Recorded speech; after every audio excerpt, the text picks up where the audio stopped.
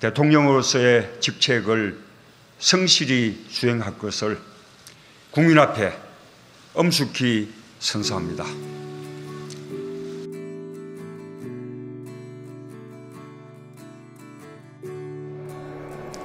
May 10th, 2018 marks the first anniversary of the Moon Jae-in administration.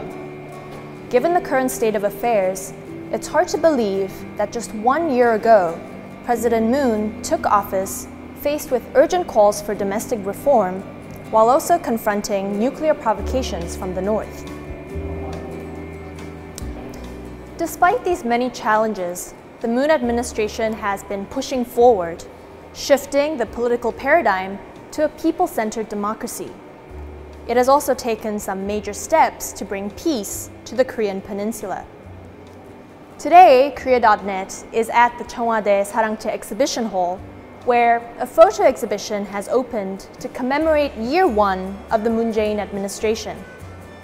Here, visitors can take a look at some of the most memorable moments of the year thus far, and also find out more about Moon Jae-in's policies and his way forward at the hall next door.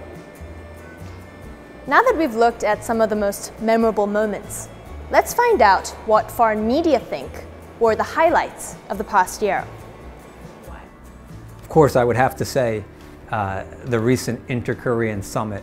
I mean, when you think back a year ago, when President Moon came to office, and at a time of incredibly high tensions with the Trump administration starting to implement its maximum pressure strategy, with China imposing informal economic sanctions against South Korea, and President Moon comes to power and says he's going to resolve these issues through persistent diplomacy. We still cannot completely assess why things turned specifically at that moment. Was it Trump's maximum pressure policy?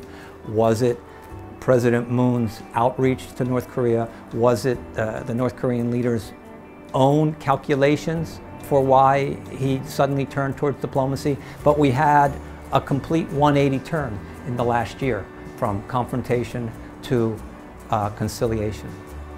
The greatest achievement thus far was the Inter-Korean Summit. It was the third one, so it wasn't a unique occasion, but it went off extremely well.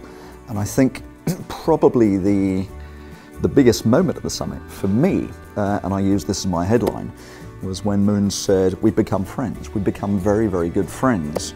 That's important. I think the other important outcome from this summit was the fact that it's not just a one-shot solution. They've agreed to meet again in the fall. They've got an interconnecting presidential hotline between the two. So this suggests that it's not just going to be the one summit then finished. There'll be an ongoing process of communication. So it becomes a process rather than an event.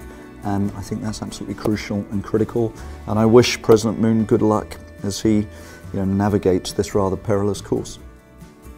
Well, I think the fourth memorable moment was probably the election day, because this election was very special. It comes after a political crisis in South Korea. We've seen the Taesoon scandal, so I think for a lot of people, the election of President Moon was like a sign, like we want a clean Korea, we want to get back to a more democratic Korea. So it was more than just a normal election. I think there was a sense of enthusiasm and a sense that we're getting back to the roots of democratic Korea. So that was, I think that for me, I covered that election. I was very impressed by that moment, because there's a continuation from the candlelight vigil to that election. So I think that for me, the election day was a very special day.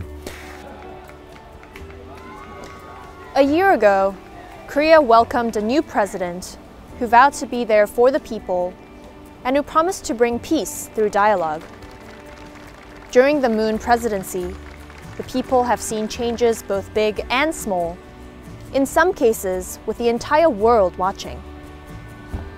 Following the success of the Pyeongchang Olympics, all eyes were on Korea once more during the 2018 Inter-Korean Summit. And this is just the beginning. There's more to come in the weeks and months ahead. Past the 1-year mark, we can be certain that Korea and the entire world will be watching the Moon administration, filled with anticipation and hope. This is Hana reporting for Korea.net.